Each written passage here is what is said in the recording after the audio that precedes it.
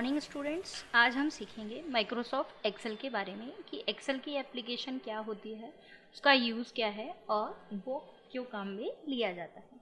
तो सबसे पहले अगर हम माइक्रोसॉफ्ट एक्सेल ओपन करना चाहें तो देखिए दो तरीके से हम लोग इस चीज़ को ओपन कर सकते हैं। सबसे पहले विंडो आर आप प्रेस कीजिए, यहाँ पे आप लिखेंगे अगर रन की विंडो में एक्सेल और आप ओके करेंगे तो आपके पास एक्सेल की विंडो ओपन हो जाएगी। और नहीं तो दूसरा तरीका, स्टार्ट मेन्यू में जाके आप ऑल प्रोग्राम्स पे क्लिक कीजिए और यहाँ पे आप एक फ़ोल्डर देखेंगे माइक्रोसॉफ्ट ऑफिस का। इस माइक्रोसॉफ्ट ऑफिस पे क्लिक करके आप एक्सेल के ऑप्शन पर जब क्लिक करेंगे तब आप इसको ओपन कर सकते हैं। अब सबसे पहले हम देखते हैं कि एक्सेल का जो इंटरफेस है उस इंटरफेस के बारे में क्या क्या चीज़ें हैं। तो देखिए सबसे पहले यहाँ पे जैसे हमने पहले भी माइक्रोसॉफ्ट वर्ड के अंदर पढ़ा था कि जो एक्सेल की फ़ाइल है या वर्ड की फ़ाइल है उसके अंदर ये जो टाइटल बार आती है, टाइटल बार के अंदर देखिए आपके पास ये नाम लिखा आ रहा है जिसे अपन यहाँ पे एक्सेल की फ़ाइल को बुक नंबर 1 बोलते हैं, यानी कि वर्कबुक बोलते हैं। बेसिकली एक्सेल का जो यूज़ है वो आपके किसी भी स्टैटिकल या मैथमेटिकल डेटा को एक टेबुलर फॉर्मेट में, मतलब एक टेबल के फॉर्मेट में जमाने के बाद उसके ऊपर किसी भी कैलकुलेशंस को मेंटेन करने के लिए यूज़ आता है। अब एक्सेल में बेसिकली देखिए 3 कॉन्सेप्ट होते हैं। एक होता है वर्कबुक, एक होता है आपके पास वर्कशीट और एक होता है आपके पास वर्क स्पेस। ये तीनों कॉन्सेप्ट कैसे हैं देखिए, अगर हम एक्सेल की फ़ाइल की बात करें तो ये वर्कबुक कहलाती है। ये सिंपल जैसे वर्ड फाइल होती है उसको हम डॉक्यूमेंट बोलते हैं, ऐसे एक्सेल की जो फाइल है ये आपके पास वर्कबुक कहलाती है। वर्कशीट जो होती है वो बेसिकली रोज एंड कॉलम्स का कॉम्बिनेशन होता है, मल्टीपल रोज और मल्टीपल कॉलम्स का कॉम्बिनेशन होता है। जैसे एक टेबल आप देखते हैं वो चीज़ इस तरीके से वर्कशीट है, यानी कि एक्सेल का जो पेज है एक पेज, उसको हम वर्कशीट बोलते हैं। वर्क स्पेस का मतलब है कि ये जो है कलेक्शन ऑफ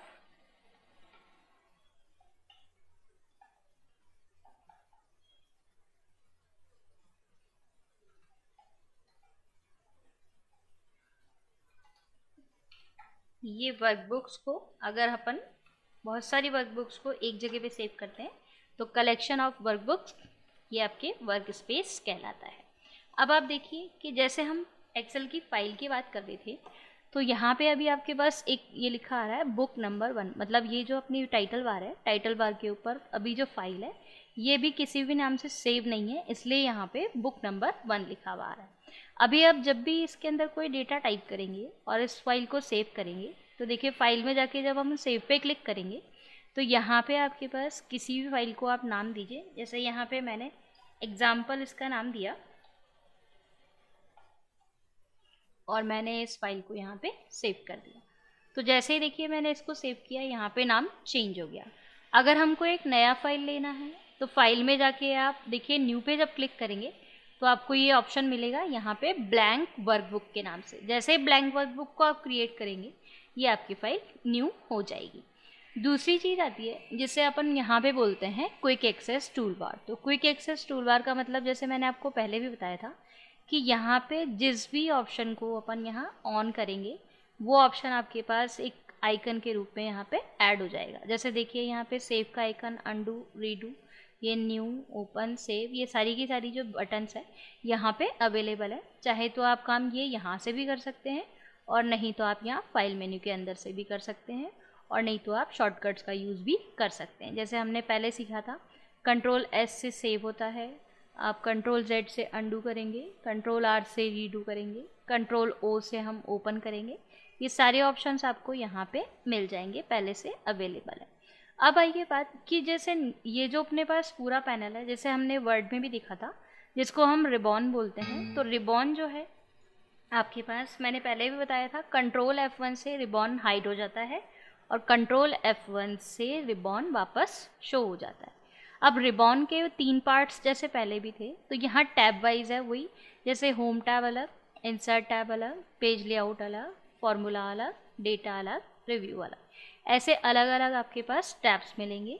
और जिस टैब को हम चूज़ करेंगे टॉप टैब के अंदर नीचे आपके पास ये जो clip board, font, alignment, number, style, ये सारे ग्रुप्स कहलाते हैं। और ग्रुप के बाद ये जैसे अपने पास आइकन्स है, इनको हम यहाँ पे कमांड्स बोलते हैं। तो जैसे बोल्ड का कमांड हो गया, इटैलिक का कमांड हो गया, ये सारी के सारे अपने पास कमांड्स कहलाते हैं। एक बार वापस से, अगर रिबॉन को हाइड या शो करना है तो कंट्रोल F1 से हाइड और कंट्रोल F1 से शो। अब आप देखिए, जैसे मैंने इस रिबॉन को हाइड किया, सपोज मैंने कंट्रोल F1 प्रेस किया और इसको जब मैंने हाइड किया तो यहाँ पे आपके पास देखिए ये एक नई बार और है। इस पूरी बार को हम लोग फॉर्मूला बार बोलते हैं। और फॉर्मूला बार जो है वो एक्सेल में बहुत इंपॉर्टेंट चीज़ होती है। जैसे फॉर्मूला बार का यूज़ क्या होता है, पहली बात तो देखिए आपको इसके दो पार्ट्स दिखाई दे रहे होंगे। एक तो ये छोटा वाला पार्ट है जिसे हम नेम बॉक्स बोलते हैं, और एक आपके पास ये दूसरा वाला पार्ट है जिसको हम इंसर्ट फंक्शन यानी fx के नाम से जानते हैं।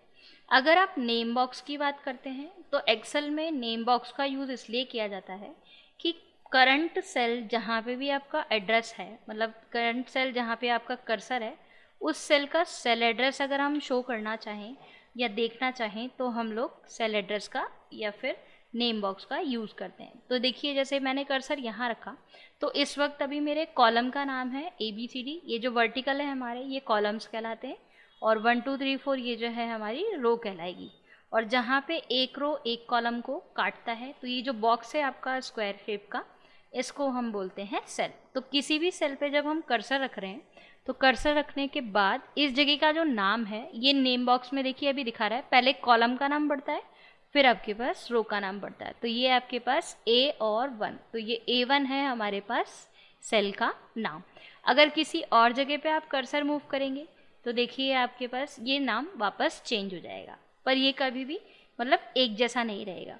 अगर आप चाहते हैं कि भाई इस नेम बॉक्स को देखना है या नहीं देखना है, तो इसका कोई फ़ायदा है या नहीं, तो मैं आपको बता दूं कि एक्सेल में जो होता है वो इम्पॉर्टेंट होता है सेल एड्रेस। क्यों? क्योंकि क्या होता है कि जब भी अपन कोई फार्मूला लगाते हैं तो फार्मूले के अंदर, जैसे यहाँ पे मैं एक एग्जांपल देती हूँ आपको। सपोज़ मैंने यहाँ पे ऐसे 2 नंबर्स लिखे और 2 नंबर को मैं यहाँ पे ऐड कर रही हूँ, तो मैंने लिखा 2 + 2। तो जब मैं इसको 2 + 2 करूँगी तो ये वाला काम तो हम पहले भी कर सकते थे, यानी हम कैलकुलेटर में भी कर सकते थे।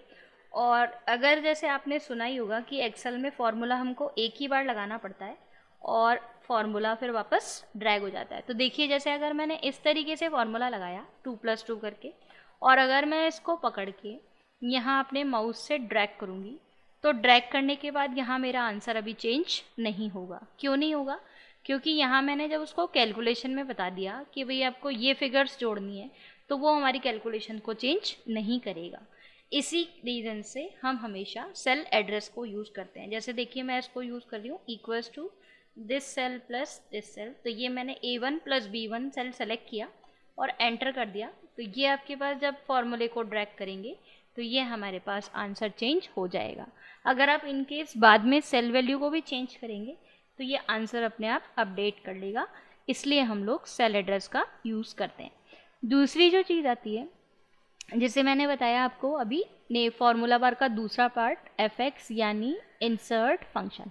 अब इंसर्ट फंक्शन का मतलब ये है कि जैसे आपने किसी भी सेल में कोई चीज़ लिखी और उस सेल को जब हम सेलेक्ट करेंगे तो सेल का जो सेल कंटेंट होता है, उस सेल कंटेंट को आपका ये fx वाला पार्ट शो करता है। जैसे फॉर एग्जांपल, जैसे यहाँ मैंने एक नाम लिखा और मैंने सबसे पहले एंटर करना ज़रूरी है। जब तक आप किसी सेल को लिखने के बाद एंटर नहीं करेंगे तब तक आपका डेटा सेल में एक्सेप्ट नहीं करेगा। अब फॉर एग्जांपल जैसे मैंने यहाँ डेटा लिख तो दिया, लेकिन यहाँ पे मेरी स्पेलिंग अभी गलत हो गई। तो देखिए जब आप इसको सेलेक्ट करेंगे तो जैसे वर्ड में हम लोग बैक स्पेस यूज़ करते थे, तो बैक स्पेस यूज़ करने पर यहाँ तो देखिए ये पूरा ही डेटा चला गया। अब फॉर एग्जांपल मैंने यहाँ कुछ फिगर्स लिखी थी और वो मैंने इस तरीके से डिलीट कर दी और वो मुझे याद नहीं है, तो फिर यहाँ पे हमको बैक स्पेस का तो यूज़ ही नहीं आया। तो इस सेल का डेटा जब आप सेलेक्ट करेंगे तो ऊपर आपके fx वाले पार्ट में आपको वो चीज़ दिखाई देगी जो उस सेल में अभी आपने डाल रखी है। तो जैसे इसको आप सही करना चाहते हैं तो देखिए आप इसको ऊपर कर्सर रख के यहाँ एंटर दबाइए, इस तरीके से सही कर सकते हैं।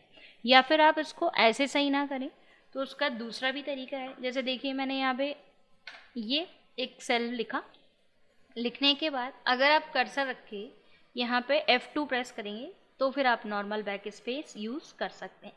तो ये जो चीज़ है fx किसी भी सेल का कंटेंट एक तो शो करता है, दूसरा किसी भी सेल में अगर कोई फॉर्मूला लगा हुआ है तो फॉर्मूले को भी डिस्प्ले करने का काम है fx का। और इसको भी आप शॉर्टकट F2 से कर सकते हैं। जैसे देखिए ये F2 मैंने प्रेस किया तो किसी भी सेल में F2 प्रेस करने का मतलब है कि सेल में अगर हम चेंज करना चाहते हैं या फिर उस सेल का आप कंटेंट देखना चाहते हैं तो फिर आप यहाँ पे इसको F2 से कर सकते हैं। ये यूज़ होता है आपके पास फॉर्मूला बार का, जिसमें नेम बॉक्स आपका करंट सेल का एड्रेस शो करता है और fx का मतलब है किसी सेल को एडिट करना या किसी सेल में फॉर्मूला डिस्प्ले करना। अब देखिए जैसे यहाँ पे हम कोई डॉक्यूमेंट अभी बना रहे हैं या इसमें कोई भी डेटा मैं टाइप करूँ तो टाइप करने के लिए जैसे मैंने अभी आपको बताया कि यहाँ रो और कॉलम्स में यानी टेबल्स में काम होता है। तो जैसे अगर आप फर्स्ट से लेके बिल्कुल लास्ट कॉलम में जाना चाहते हैं तो कंट्रोल के साथ राइट एरो मैंने प्रेस किया तो देखिए मैं बिल्कुल लास्ट वाले ब्लॉक में पहुंच गई। और ये जो बॉक्स है, इस बॉक्स का अगर आप नंबर देखना चाहती हूँ कि कितना कॉलम है तो देखिए आप इसको ऐसे यूज़ कर सकते हैं। मैंने किया इक्वल्स टू कॉलम, ये दोनों ब्रैकेट लगाए, एंटर किया और ये इसने बताया कि अभी ये जो लास्ट कॉलम है इसका नंबरिंग है 16384। इसी तरीके से अगर आप कंट्रोल के साथ डाउन एरो दबाते हैं तो देखिए यहाँ पे रो दिखा रहा है आपके पास 1,48,576। तो इस तरीके से एक शीट के अंदर 16,384 कॉलम होते हैं और 1,48,576 रोज होती हैं। इस तरीके से यहाँ पे एक शीट यानी एक पेज बनता है। अब सपोज़ ऐसा हुआ कि यहाँ पे जैसे मैंने एक फाइल में काम किया यानी कि एक बुक में काम किया और उसका यहाँ पे एक टेबल बना दिया तो देखो नीचे ये स्टेटस बार है, इस स्टेटस बार में आपको शीट्स बता रहा है, ये sheet number 1, sheet number 2, sheet number 3। इस तरीके से यहाँ पे पेजेस अभी बाय डिफ़ॉल्ट 3 शीट्स दी हुई हैं। और अगर हमको एक नया शीट ऐड करना है तो देखिए नीचे यहाँ पे एक छोटा सा आइकन है जिसका नाम दिख रहा है आपको इंसर्ट वर्कशीट। और अगर आप ये नहीं चाहते तो आप शॉर्टकट प्रेस कीजिए शिफ्ट के साथ F11, ये आपकी वर्कशीट्स क्रिएट होती जाएगी। जैसे देखिए नीचे मैंने यहाँ पे 8 वर्कशीट्स बना दी है। तो ये नई शीट इंसर्ट करने का तरीका। दूसरा तरीका कि अगर हमको शीट इंसर्ट करनी है तो देखिए आप होम टैब में जाइए, आप इंसर्ट में जाइए, यहाँ शीट के ऑप्शन पे क्लिक करेंगे तो एक नई शीट आपके पास आ जाएगी। अब जैसे मैं चाहती हूँ कि यहाँ किसी भी शीट को डिलीट करना है, ये देखिए जैसे मैं यहाँ पे शीट्स में कलर फिल कर लेती हूँ अभी अलग अलग ताकि हम इसको देख सकें। तो यहाँ हम इस तरीके से